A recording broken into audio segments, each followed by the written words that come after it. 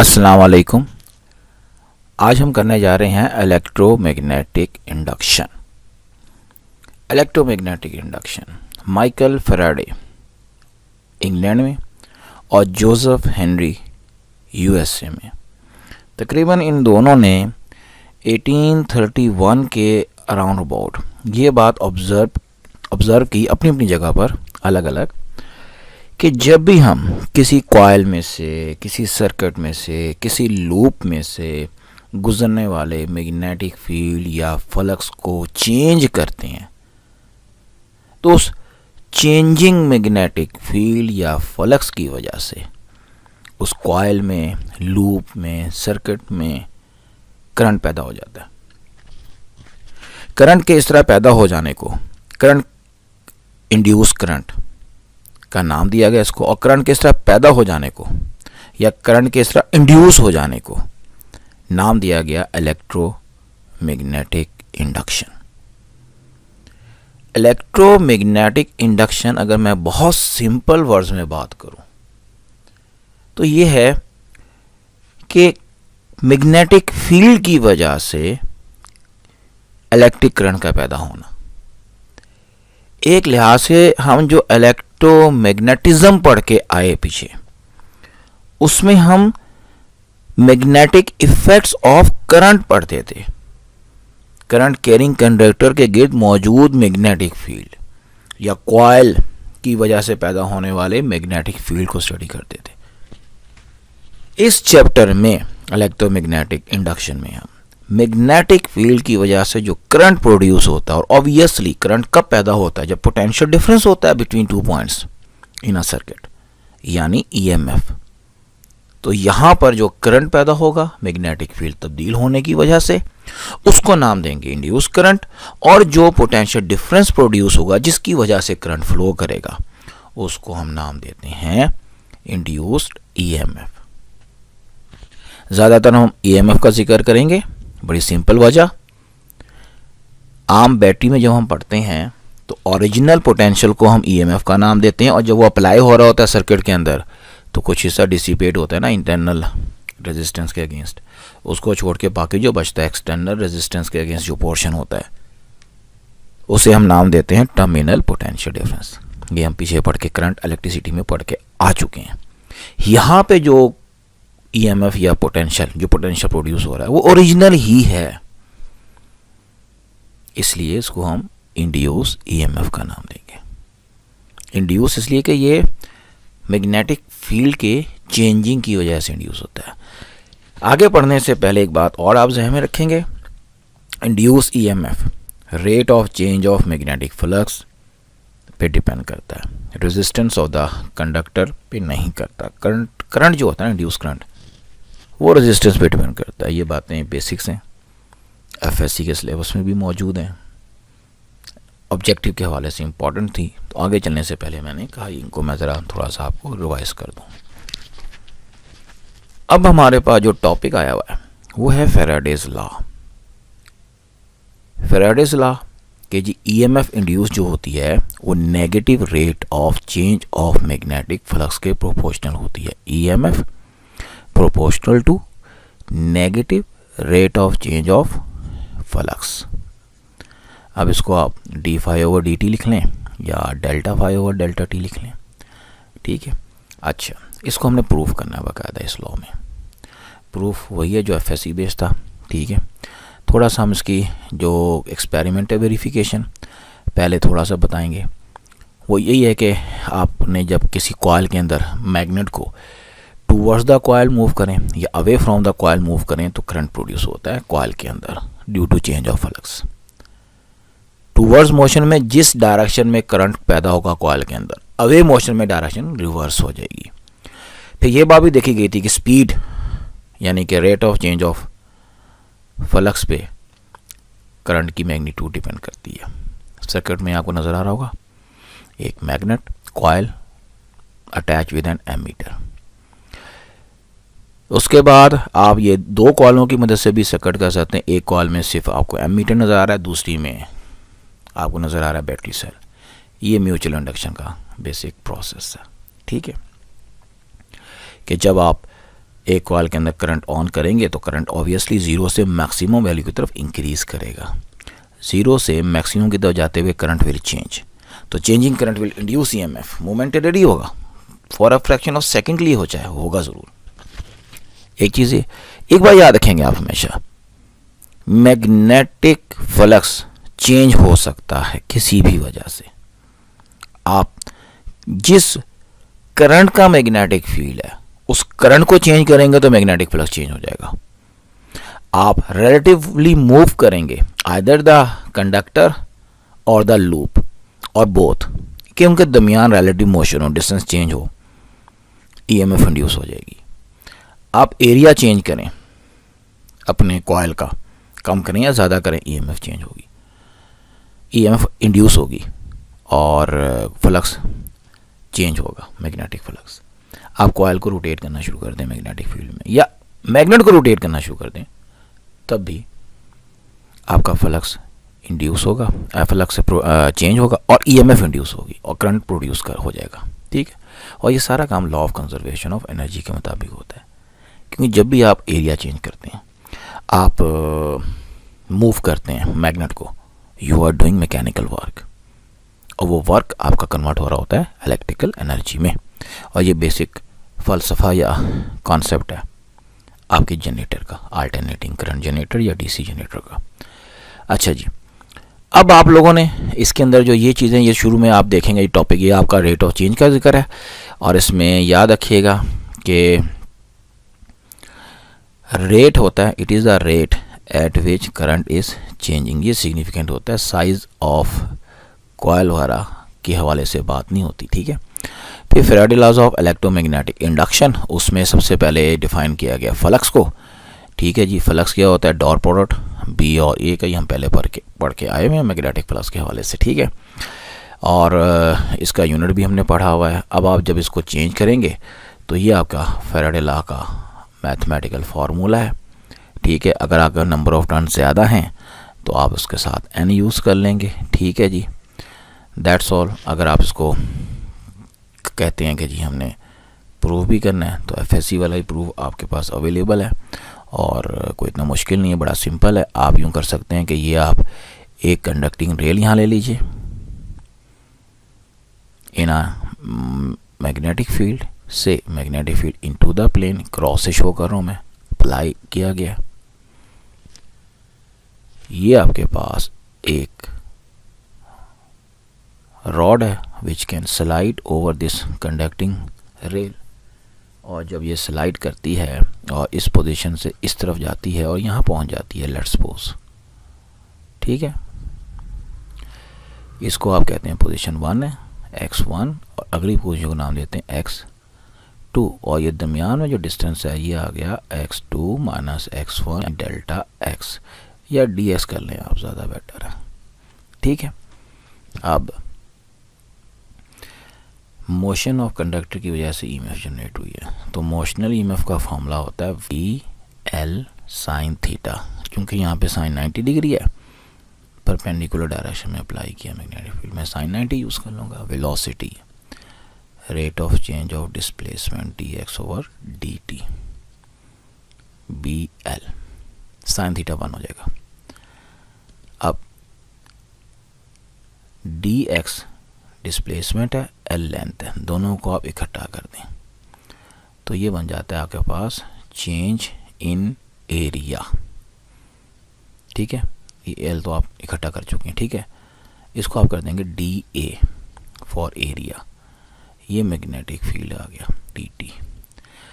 Product of area and magnetic field होता है flux, तो ये बन गया d∅ ओवर dt। ले जी, ईएमएफ को आपने प्रूफ कर दिया फॉर 1 लूप, ज़्यादा लूप के लिए इसमें एन यूज़ कर लीजिएगा, करना चाहें तो आप यहाँ ऐड कर सकते हैं। इसके बाद जो नेक्स्ट टॉपिक आपके पास इसमें आता है वो है लेंज़ेस लॉ, और लेंज़ेस लॉ बड़ा सिंपल कि आपका जो इंड्यूस करंट है ये हमेशा प्रोड्यूस होता है in such a way that it always opposes the direction of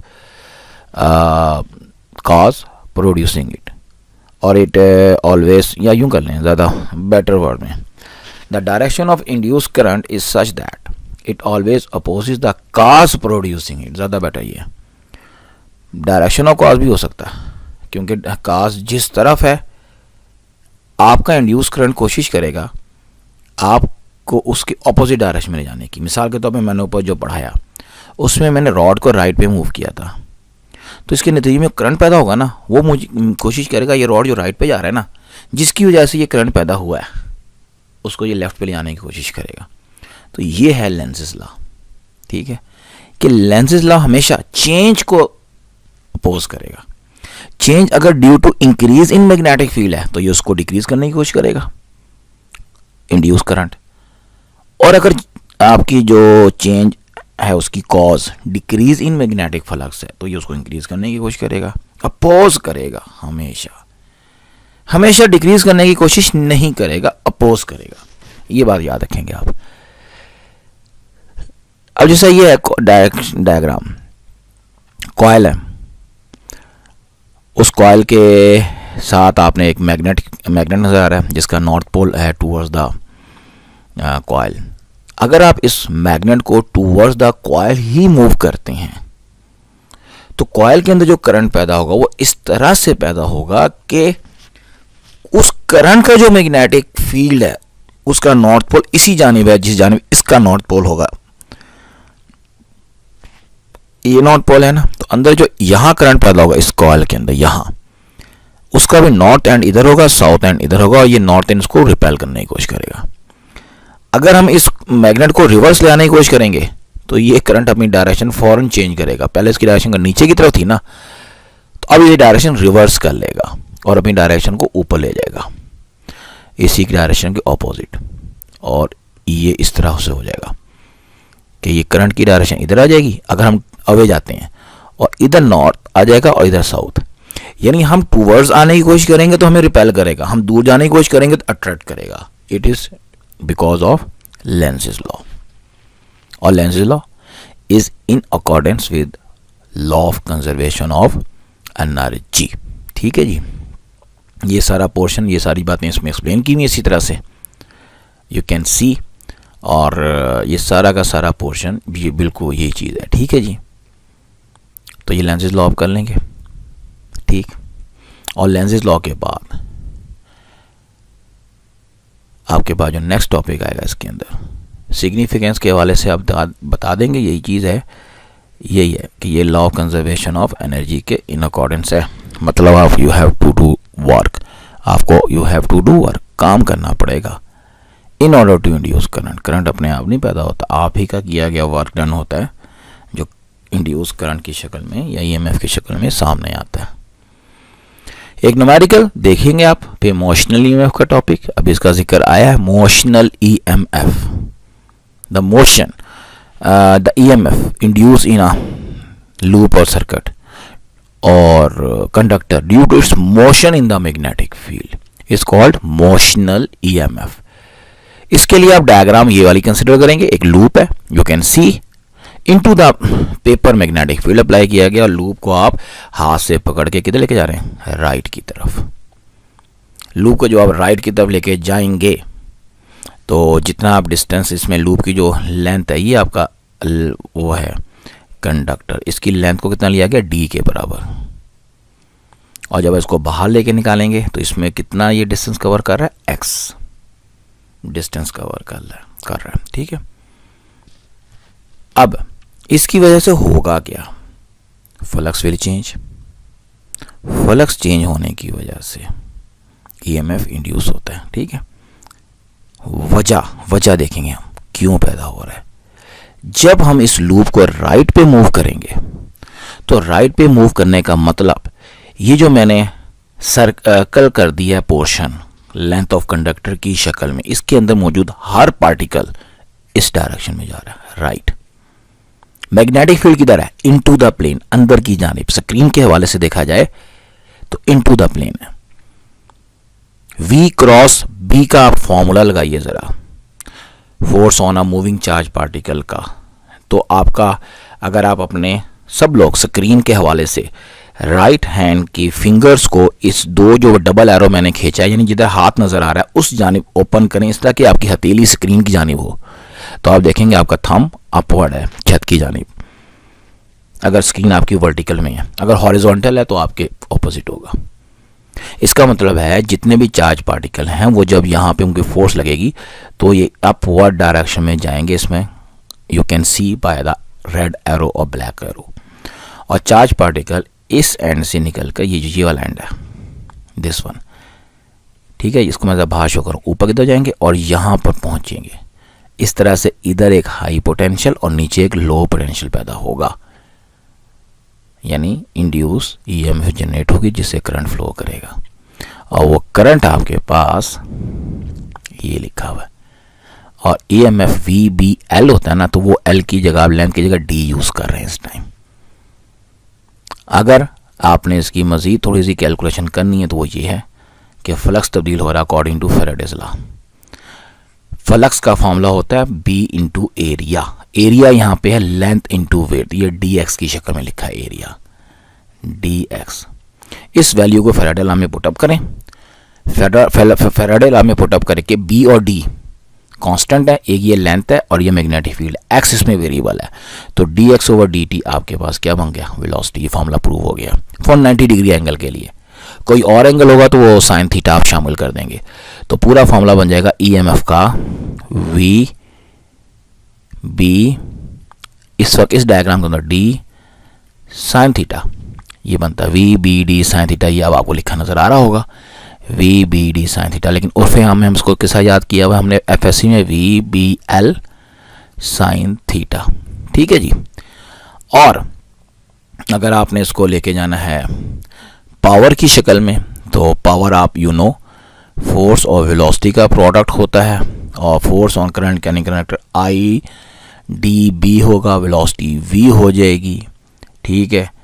और उसके बाद आप पावर के फॉर्मूले को चाहें तो वो B square D square V square over R, यानी पोटेंशियल का स्केयर, वो आपने फॉर्मूला बनाया बी स्केयर ओवर आर, उस शक्ल में भी कर सकते हैं। क्योंकि ये जो आपके पास बी डी वी है ये ईएमएफ को शो कर रहा है ना, तो ईएमएफ के हवाले से भी आपसे लिख सकते हैं, आई स्केयर आर के हवाले से लिख सकते हैं। तो इक्वेशन नंबर 34.8 और 9 पावर की आ जाएंगी। एडी करंट्स, एडी करंट ये होता है कि जब आप मैग्नेटिक फील्ड तब्दील करते हैं, तो मैग्नेटिक फील्ड तब्दील करने के नतीजे में हमें मालूम है कि करंट प्रोड्यूस होता है। लेकिन अगर आप कॉइल की जगह एक मेटालिक कोई प्लेट यूज़ कर लेते हैं, तो उसके अंदर भी तो फ्लक्स तब्दील होने की वजह से करंट प्रोड्यूस होगा। तो वो जो करंट है ना, वो एडी करंट्स आते हैं। ये पैदा होते हैं किसी कंडक्टिंग मटेरियल के अंदर। एक कॉइल के अंदर होता है, तार के अंदर, और एक मटेरियल के अंदर, प्लेट के अंदर पैदा होता है। जो प्लेट के अंदर मैग्नेटिक फील्ड पैदा होता है ना, उसको हम एडी करंट्स का नाम देते हैं। एडी करंट्स के नतीजे में आपका मटेरियल हीटअप हो जाता है। ये समय ट्रांसफार्मर के अंदर काम होता है। ट्रांसफार्मर में सेकेंडरी कॉइल होता है, प्राइमरी कॉइल होता है। प्राइमरी कॉइल का ईएमएफ इंड्यूस होकर सेकेंडरी में करंट इंड्यूस करता है। प्राइमरी कॉइल का करंट तब्दील होता है, चेंज होता है। उस चेंजिंग करंट के नतीजे में associated magnetic flux of primary changes which is also linked up with secondary, तो सेकेंडरी में ईएमएफ इंड्यूस हो जाता है। लेकिन चूंकि ये दोनों कॉइल्स एक कोर के ऊपर चढ़े होते हैं, जो प्लेट्स आयरन की प्लेट्स के ऊपर बना होता है, तो कोर के अंदर भी मैग्नेटिक फील्ड तब्दील हो रहा होता है। तो कोर मेटालिक प्लेट्स के अंदर जो ईएमएफ जनरेट होता है ना और करंट फ्लो करता है, उसे एडी करंट का नाम देते हैं, और जो हीटिंग का बायस बनता है। लैमिनेशन यूज करते हैं, लैमिनेटेड शीट्स एक दूसरे अलग कर देते हैं ताकि ये करंट कम से कम पैदा हो और हीटिंग इफेक्ट कम हो इसके अंदर, ठीक है जी। और वजह क्या है, magnetic force on current carrying conductor, conductor पे लगने वाली फोर्स ही असल वजह होती है आपके करंट प्रोड्यूस होने की, ठीक है। अच्छा, आगे चलते हैं हमारे पास।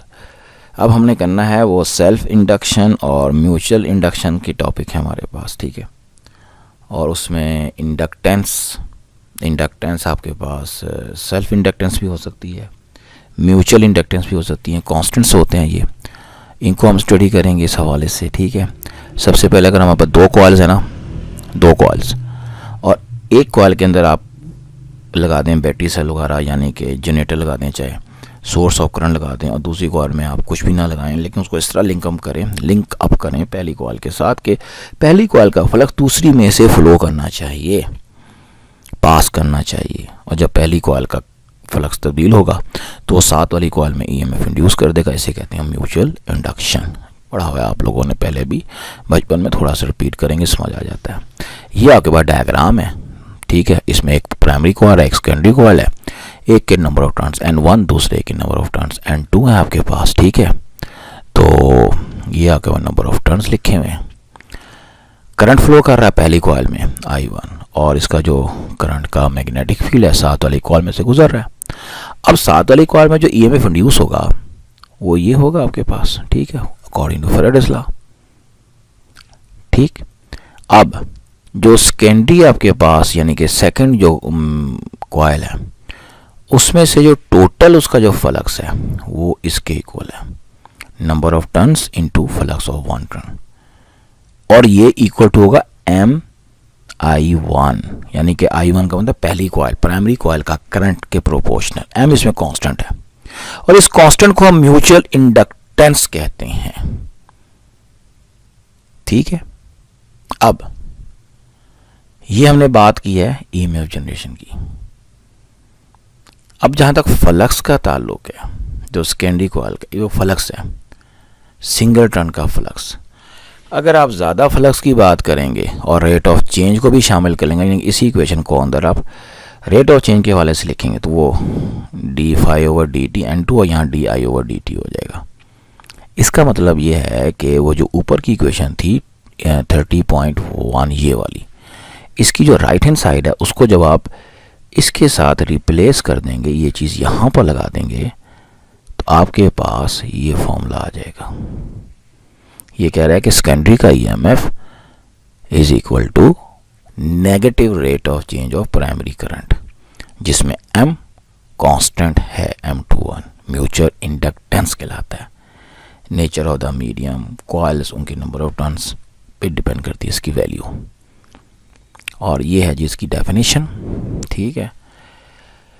करंट फ्लक्स टोटल और करंट ऑफ प्राइमरी की रेशो को कहेंगे। फ्लक्स का यूनिट वेबर, करंट का एम्पेयर, तो वेबर पर एम्पेयर इसका यूनिट बन सकता है, हेनरी कहलाता है।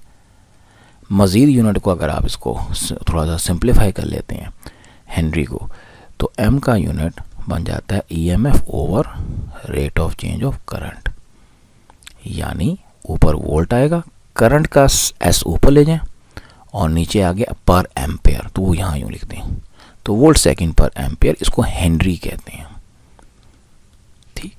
ये चीज़ हो गई। अब ये वही डेफिनेशन, अगर आप एक कॉइल आपकी प्राइमरी, एक कॉइल आपकी सेकेंडरी, प्राइमरी की वजह से सेकेंडरी में करंट इंड्यूस हुआ, ठीक।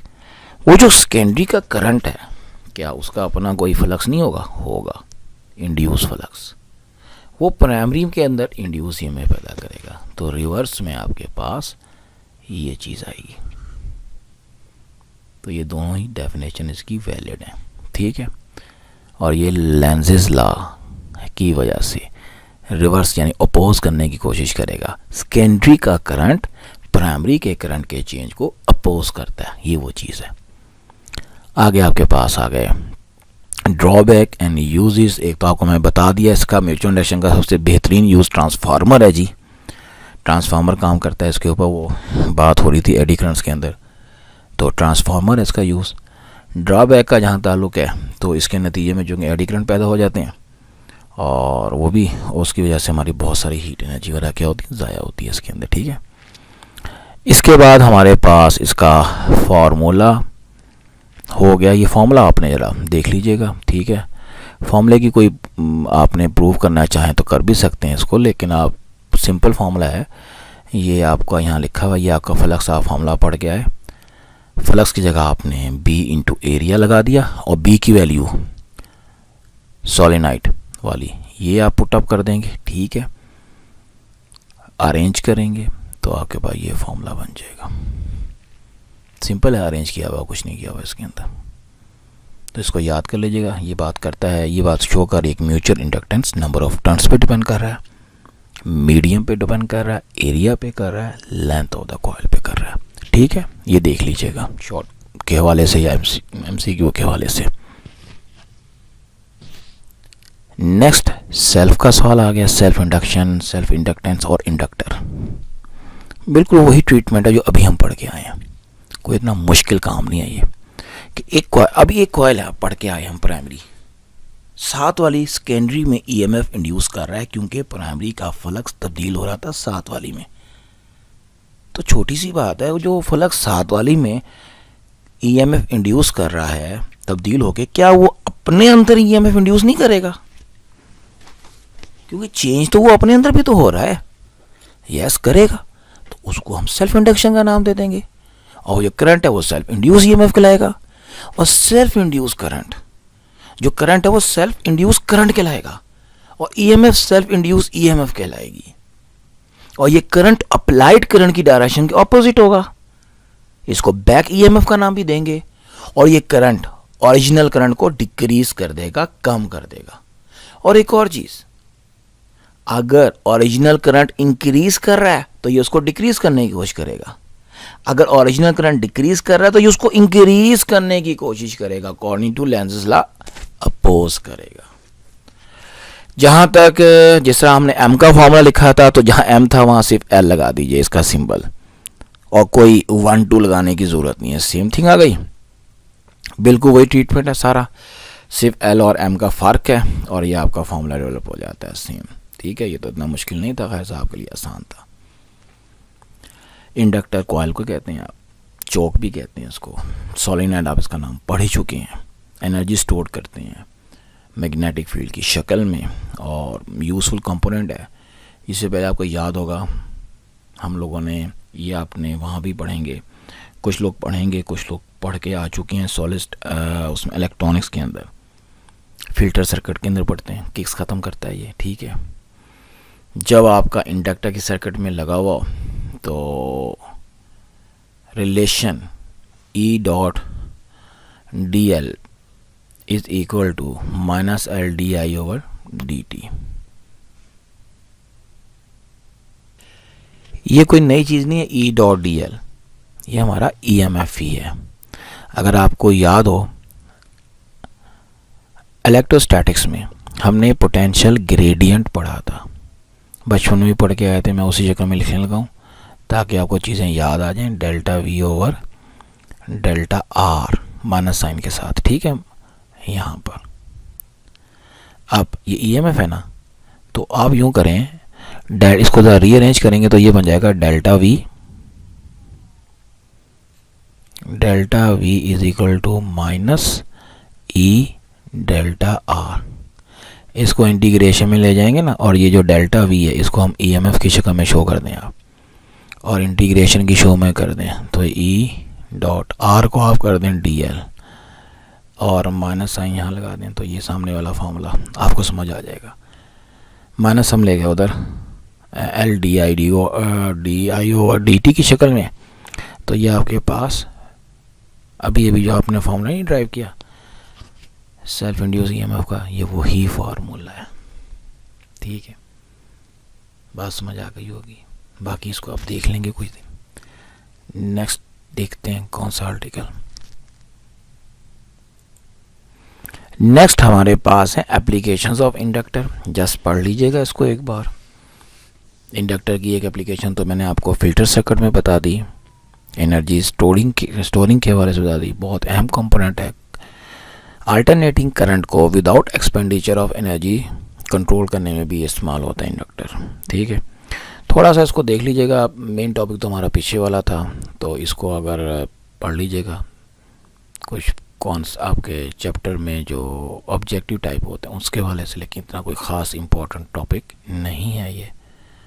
तो नेक्स्ट टॉपिक हमारा जो इसमें बनता है ना आप, वो है जी एनर्जी। बाकी जो न्यूमेरिकल जो है ना इसके इंड्यूस ईएमएफ और करंट के, ये आप लाजमी देखिएगा।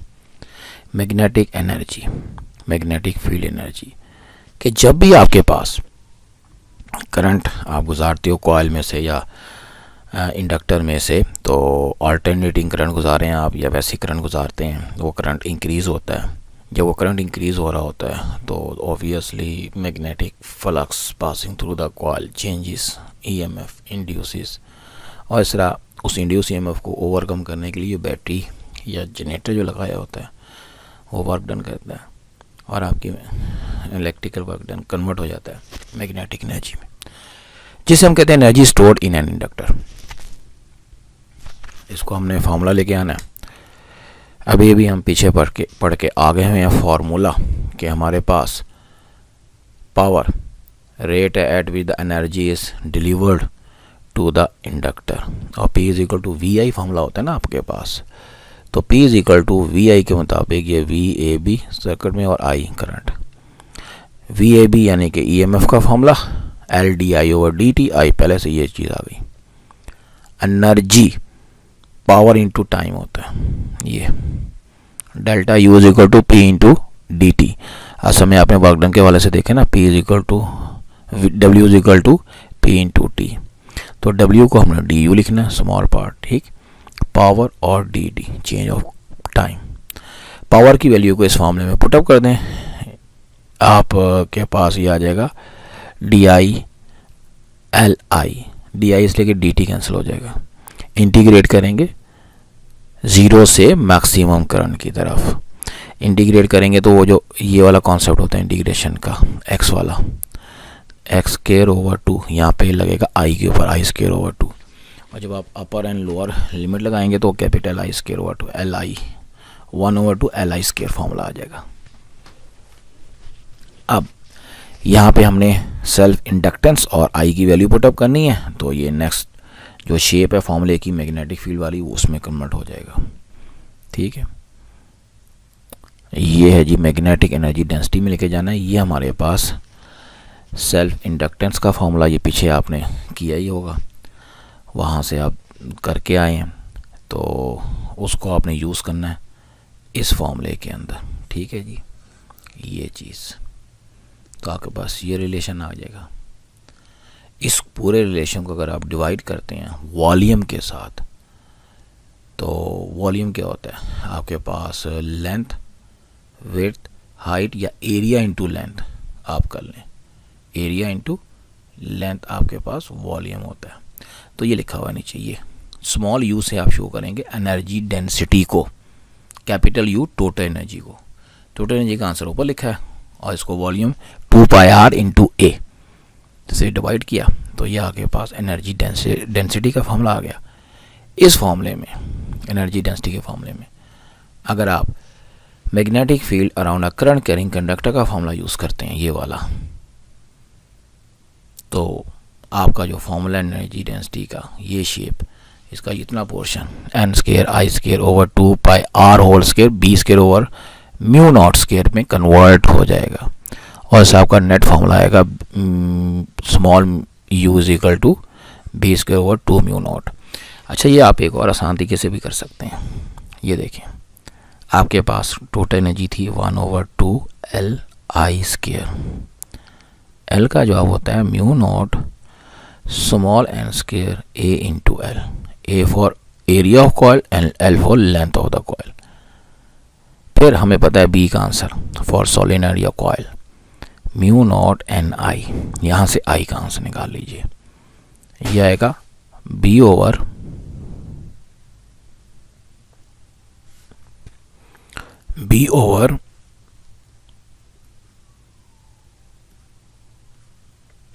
Mu naught N, I is equal to B over mu naught N.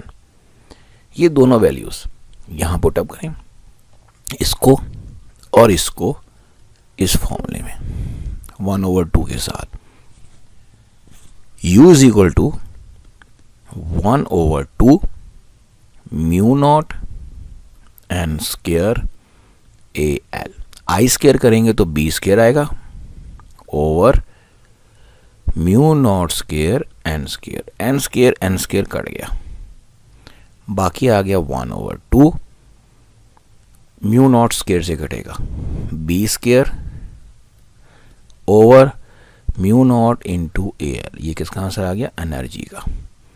Density निकालनी है, energy per unit volume air, तो वो कट जाएगा volume air 1/2 B square over mu naught is your answer. ये वाली कैलकुलेशन कर लें या वो जो सामने लिखी है वो कर लें। Now it depends upon you. ठीक है, तो यहाँ तक हमने एनर्जी डेंसिटी और magnetic energy store in an inductor मुकम्मल कर लिया। नेक्स्ट हमारे पास सर्किट्स का क्वेश्चन है। RL सर्किट है, RLC सीरीज सर्किट्स हैं, तो वो इंशाअल्लाह ताला नेक्स्ट लेक्चर में। उस वक्त के लिए अल्लाह हाफिज़।